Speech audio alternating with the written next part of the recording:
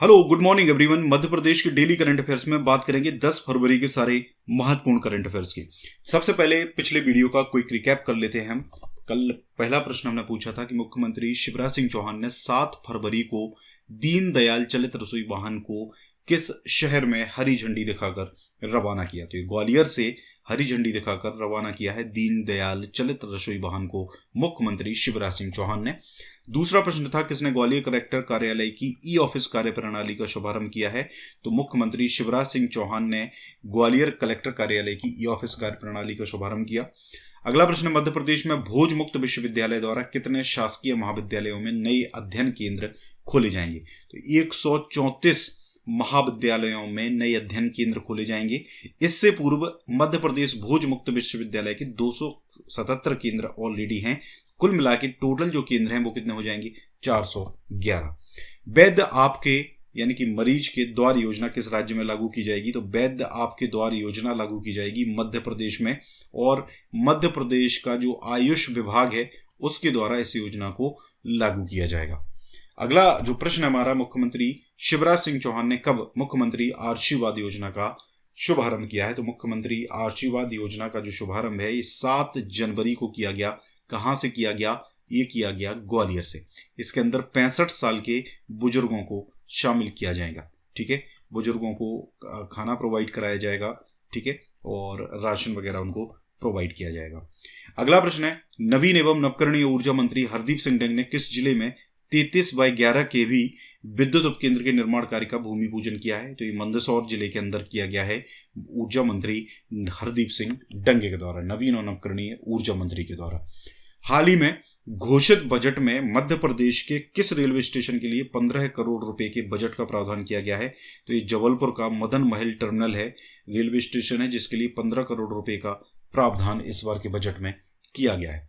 अगला प्रश्न, नगर निगम भोपाल द्वारा किसे नगर निगम स्वच्छता ब्रांड एम्बेसडर के रूप में चयनित किया गया है।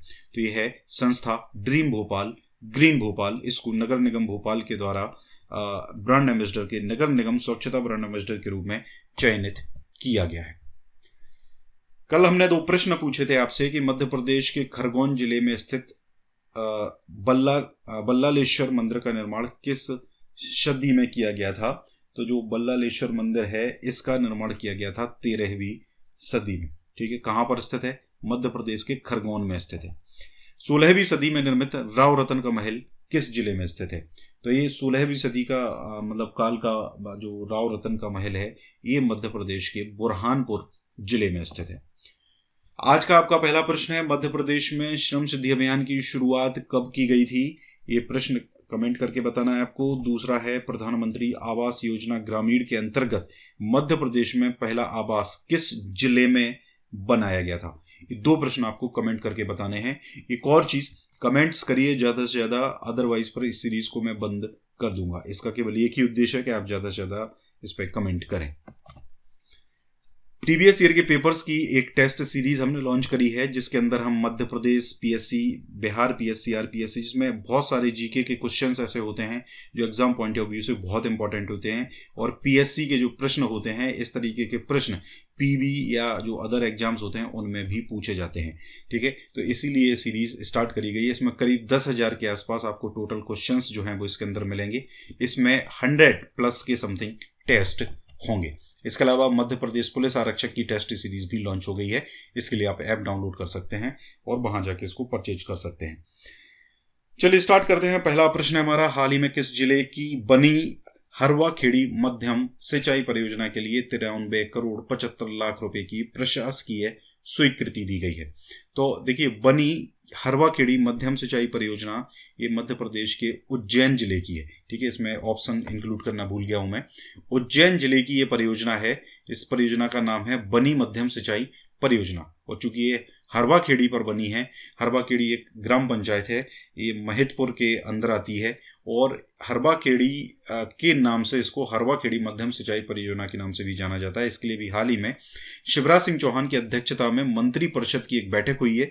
उसमें 93 करोड़ 75 लाख रुपए की प्रशासकीय स्वीकृति प्रदान की गई है। इस परियोजना से 3050 हेक्टेयर में सिंचाई की सुविधा जो है वो मिलेगी। अगला प्रश्न है, हाल ही में मंत्री परिषद ने आदिम जाति कल्याण विभाग का नाम बदलकर क्या करने का निर्णय लिया है? तो मंत्री परिषद ने आदिम जाति कल्याण विभाग का नाम बदलकर कर दिया है जनजातीय कार्य विभाग। यहां पे अगर हम बात करें, जनजातीय कार्य विभाग इसका नाम होगा, और इस विभाग की जो मंत्री है, यानी कि अभी आदिम जाति कल्याण विभाग जो था उसकी मंत्री हैं मीना सिंह। ठीक है, मीना सिंह मांडवी, जिनका विधानसभा क्षेत्र है मानपुर। चलिए कमेंट करके बताएं कि मानपुर मध्य प्रदेश के किस जिले में है। ये जिले का नाम आपको कमेंट करके बताना है। यहाँ पे अगर हम बात करें मीना सिंह मांडवी के बारे में, तो सन 2003 में 12वीं विधानसभा की सदस्य निर्वाचित हुई थी और राज्य मंत्री आदिम जाति तथा अनुसूचित जाति कल्याण विभाग को छोड़कर महिला एवं बाल विकास, पंचायत एवं ग्रामीण विकास और नर्मदा घाटी विकास मंत्री ये रही हैं। सन 2008 में 13वीं विधानसभा और 2013 में 14वीं विधानसभा की सदस्य निर्वाचित हुई थी। इसके साथ साथ 2018 में ये 5वीं बार विधानसभा की सदस्य निर्वाचित हुई, यानी कि 5 बार विधायक बन चुकी हैं। और इन्होंने ही 1997 में क्यूबा में आयोजित विश्व युवा सम्मेलन में भाग लिया था। ठीक है, इस तरीके के फैक्ट्स जो हैं वो भी आप ध्यान रखिए। अगला जो है हमारा करंट अफेयर, देखिए एक इंपॉर्टेंट करंट अफेयर है कि मंत्री परिषद की एक राजस्व पुस्तक परिपत्र होता है। ठीक है, उसके अंदर वन्य प्राणियों द्वारा मकान पूर्ण रूप से या आंशिक रूप से क्षतिग्रस्त होने पर आर्थिक अनुदान सहायता दी जाने का प्रावधान अभी जोड़ा गया है। ठीक है, मंत्रिपरिषद ने जोड़ने का निर्णय लिया है। अभी तक क्या होता था, अभी तक कोई किसी प्रकार की प्राकृतिक प्रकोप से या आग लगने के कारण मकान पूर्ण रूप से या आंशिक रूप से नष्ट होने पर ही अनुदान सहायता का प्रावधान था। लेकिन अब किसी वन्य प्राणी के द्वारा अगर मकान पूर्ण रूप से या आंशिक रूप से क्षतिग्रस्त होता है तो आर्थिक अनुदान दिया जाएगा। इस तरीके का एक कॉलम जो राजस्व पुस्तक पत्र परिपत्र है उसके अंदर जोड़ा गया। किसमें जोड़ा गया है? ये जोड़ा गया है खंड 6 क्रमांक 4 परिशिष्ट 1 में। ठीक है, इसी प्रकार राजस्व पुस्तक परिपत्र का जो खंड 6 क्रमांक 4 परिशिष्ट 1 है, इसके अंदर वर्तमान में प्राकृतिक प्रकोप या अग्नि दुर्घटना के कारण पीड़ित परिवार को कपड़े, खाद्यान्न और बर्तनों की हानि के लिए प्रति परिवार के मान से 5,000 रुपए का आर्थिक अनुदान, साथ ही 50 किलोग्राम खाद्यान्न जिसमें गेहूं या चावल हो सकता है और 5 लीटर केरोसिन तात्कालिक सहायता के रूप में देने का प्रावधान इसके अंदर अभी तक था। लेकिन अब इसमें वन्य प्राणियों द्वारा की गई क्षति को भी जोड़ने की मंजूरी दे दी गई है।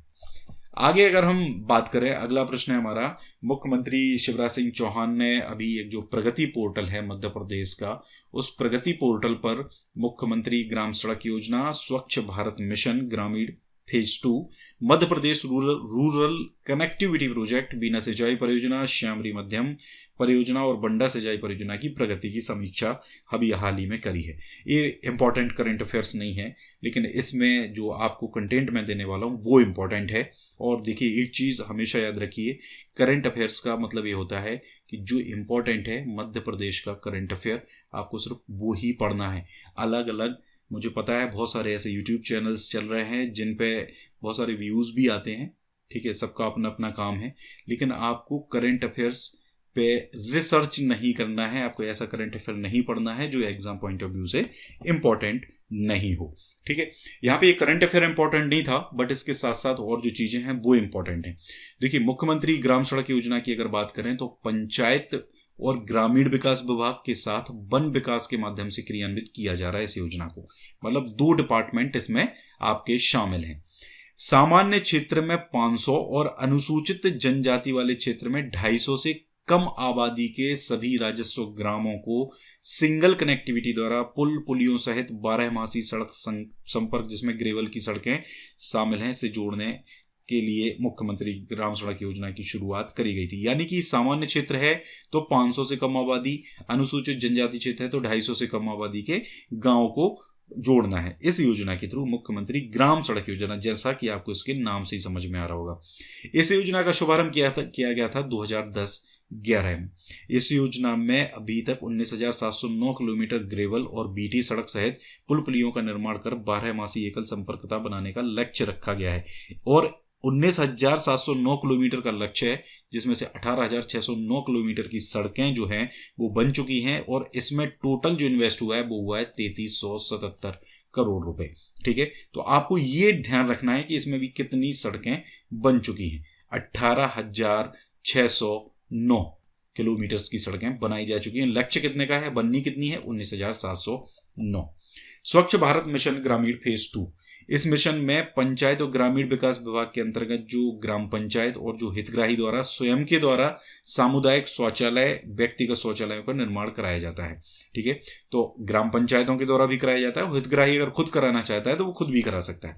इन शौचालयों का निर्माण मार्च 2021 तक पूरा करने का लक्ष्य था, जिनमें से अभी अगर बात करें तो व्यक्तिगत शौचालय निर्माण कार्य नवंबर 2020 तक और सामुदायिक शौचालय का जो निर्माण कार्य है वो जुलाई 2020 में प्रारंभ किया गया था। ठीक है, अब तक 1,10,069 व्यक्तिगत शौचालयों के निर्माण के लक्ष्य के विरुद्ध 93,154 व्यक्तिगत शौचालयों का निर्माण पूरा किया गया है। ठीक है, तो आपको यहां पर ये खैर याद नहीं रखना है, आपको यहां पर ये याद रखना है कि एक तो इसमें मतलब स्वच्छ भारत मिशन ग्रामीण फेज 2 जो है इसके अंदर किस चीज का निर्माण किया जा रहा है और इसको कब तक पूरा करने का लक्ष्य रखा गया था।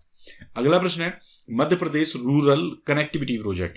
तो यहां पर अगर बात करें तो इस प्रोजेक्ट में मध्य प्रदेश ग्रामीण सड़क विकास प्राधिकरण के द्वारा जो सामान्य विकास खंड है उसमें 150 से अधिक और अनुसूचित जनजाति विकास खंड है उसमें 100 से अधिक जनसंख्या वाले ग्रामों में सड़क बनाई जानी। देखिए, पटवारी का जो पेपर हुआ था तो पटवारी का पेपर में जो ग्रामीण अर्थव्यवस्था का पोर्शन था वो ग्रामीण अर्थव्यवस्था में इसी प्रकार के प्रश्न पूछे गए थे, मुझे याद है, क्योंकि उस समय मैंने काफी एनालिसिस किया था उसका।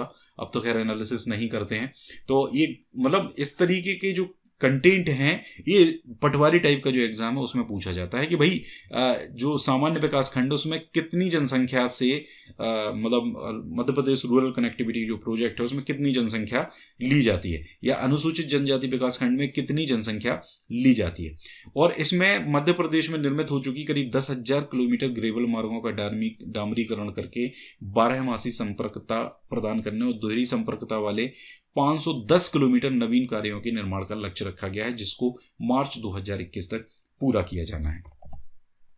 बीना सिंचाई परियोजना, तो जल संसाधन और राजस्व विभाग के अंतर्गत सागर जिले की जो तहसील है राहतगढ़ में बीना नदी पर मढ़िया चकरपुर बांध और ग्राम गावरी और ग्राम भूलना भानगढ़ के समीप यह निर्माणाधीन है। ठीक है, आपको इतना याद रखना है, सागर जिले की तहसील राहतगढ़ में बीना नदी पर यह बनाया गया है। मढ़िया चकरपुर बांध और ग्राम गावरी और ग्राम भूलना भानगढ़ के समीप स्थित है। बांध में संग्रहित जल से प्रेशराइज्ड पाइप प्रणाली से सागर जिले के राहतगढ़, खुरई, मालथौन और बीना तहसील के 305 ग्रामों की 90,000 हेक्टेयर भूमि की सिंचाई की जा सकेगी। एक और चीज याद रखिए, यहां पर बात आई है प्रेशराइज्ड पाइप प्रणाली से। प्रेशराइज्ड पाइप प्रणाली का मतलब होता है कि पानी जो है वो जैसे आपने प्रेशर से पानी को आगे भेजा जाता है। ठीक है ना, प्रेशराइज्ड पाइप प्रणाली का ये मतलब होता है। आपने उद्वहन सिंचाई परियोजना भी सुनी होगी, लिफ्ट का मतलब होता है मतलब लिफ्ट इरिगेशन प्रोजेक्ट्स जो होते हैं उनके अंदर क्या होता है कि पानी को निचली सतह से उठा के ऊपर लिया जाता है। ठीक है, ऊपर लेके जाया जाता है। तो स्वाभाविक सी बात है, पानी कैसे लेके जाया जाएगा, प्रेशर, मोटर्स के द्वारा, बड़ी बड़ी मोटर्स होती हैं उनके प्रेशर के द्वारा इसको ऊपर ले जाया जाता है। ठीक है, तो ये ध्यान रखना है आपको कि ये चीज होती क्या है एक्चुअल में। और इस प्रकार की प्रेशराइज्ड पाइप प्रणाली से नहर के थ्रू सिंचाई करने वाली एक परियोजना जो देश की इस प्रकार की पहली परियोजना थी वो कौन सी थी, मोहनपुरा सिंचाई परियोजना। ध्यान रखिए, इंपॉर्टेंट क्वेश्चन है। मोहनपुरा सिंचाई परियोजना राजगढ़ जिले में स्थित है। प्रधानमंत्री नरेंद्र मोदी ने 2018 में इसका शुभारंभ किया था और ये वो परियोजना है, देश की पहली ऐसी परियोजना है जिसमें प्रेशराइज्ड पाइप्स के थ्रू पानी जो है वो आगे लेके जाया जाता है, नहर में ले जाया जाता है। और इस परियोजना से बात करें तो राहतगढ़ और ग्यारसपुर तहसील के ग्रामीण क्षेत्रों में पेयजल की आपूर्ति भी होगी और परियोजना जो है वो केन बेतवा लिंक राष्ट्रीय परियोजना का एक अंग है। ठीक है, और स्काडा से कंट्रोल होगा। स्काडा एक मैकेनिज्म होती है, एक तरीके से आपको एक समझना चाहिए, जो ऑटोमेशन जो होता है उसके लिए एक मैकेनिज्म ये आपकी होती है। ठीक है, और इसमें क्या होगा कि जो पानी है वो स्काडा कंट्रोल होगा, मतलब ऑटोमेटिक रहेगा सब कुछ, इसमें मैन मेड कोई जरूरत नहीं रहेगी। ठीक है, परियोजना से प्रेशराइज्ड पाइप प्रणाली के तहत कृषकों को 1 हेक्टेयर तक 20 मीटर हेड के साथ जल उपलब्ध कराया जाएगा और इसके बाद कृषक जो है वो अपनी स्प्रिंकलर प्रणाली से स्थापित कर उन्नत तरीके से सिंचाई इसमें कर सकेंगे। श्यामरी मध्यम परियोजना छतरपुर जिले की बिजावर के तहसील के अंतर्गत ये आती है। श्यामरी नदी पर इसको बनाया गया है, इसलिए श्यामरी मध्यम सिंचाई परियोजना इसको कहा जाता है। छतरपुर से 60 किलोमीटर की दूरी पर स्थित है। और इस परियोजना का जो निर्माण है वो क्यों किया जा रहा है? एनटीपीसी जो है उसकी प्रस्तावित थर्मल विद्युत परियोजना में लगने वाले आवश्यक जल की आपूर्ति के लिए। एनटीपीसी का एक पावर प्लांट है जो छतरपुर के पास में बन रहा है, ठीक है, और उसी के लिए जो जल चाहिए इसके लिए इसका निर्माण जो है वो किया जा रहा था। बिजावर के पास में है श्यामरी नदी पर। इस परियोजना में 51.48 MCM, ठीक है, MCM सकल भंडारण क्षमता का बांध जो है वो निर्माण किया जाना है, जिसमें से 40.7 MCM जल जो है वो एनटीपीसी के प्रस्तावित थर्मल विद्युत परियोजना के लिए होगा। बाकी जो जल है वो 750 हेक्टेयर क्षेत्र में कृषकों को सिंचाई की सुविधा जो है वो उपलब्ध कराएगा। इसके बाद है पर आपका बंडा सिंचाई परियोजना। बंडा सिंचाई परियोजना जो है वो सागर जिले की बंडा तहसील में ग्राम उल्दन के समीप धसान नदी पर निर्माणाधीन है, ठीक है। देखिए, आपको कोई परियोजना के बारे में अगर बात आती है तो सबसे पहले परियोजना कहाँ पर है ये जानना बहुत जरूरी है।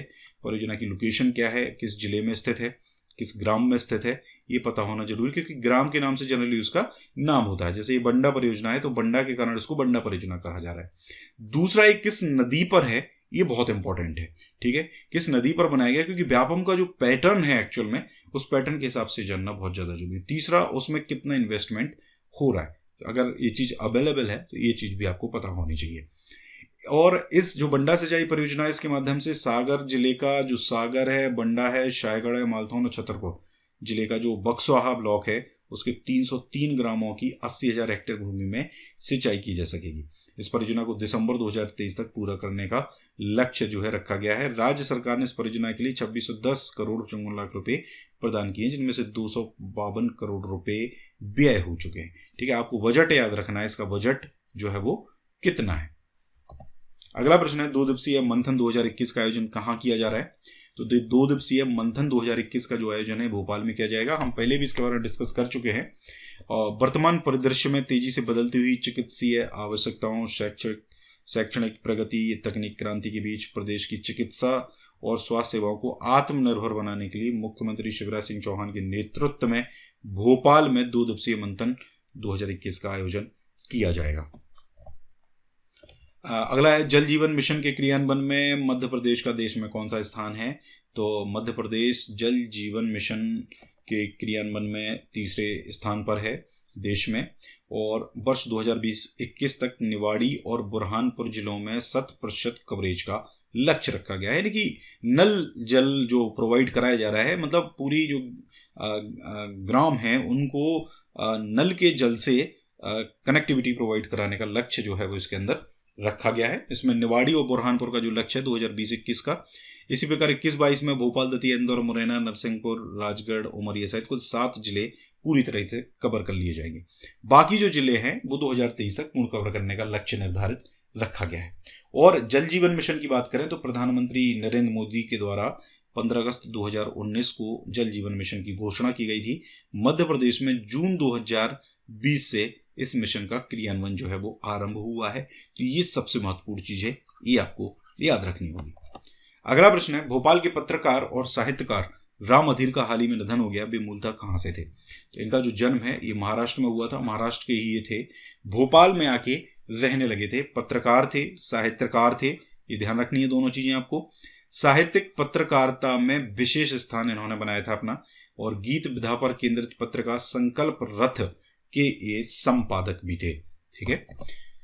अगला प्रश्न है मध्य प्रदेश शासन और एमपी टूरिज्म बोर्ड द्वारा खजुराहो नृत्य समारोह 2021 का आयोजन कब से कब तक किया जाएगा? तो खजुराहो नृत्य समारोह का आयोजन 20 से 26 7 दिवसीय ये आयोजन होता है। 1 हफ्ते तक पूरा कार्यक्रम चलता है। इसके अलावा 20 से 26 फरवरी तक खजुराहो नृत्य समारोह या खजुराहो समारोह के नाम से इसको जाना जाता है।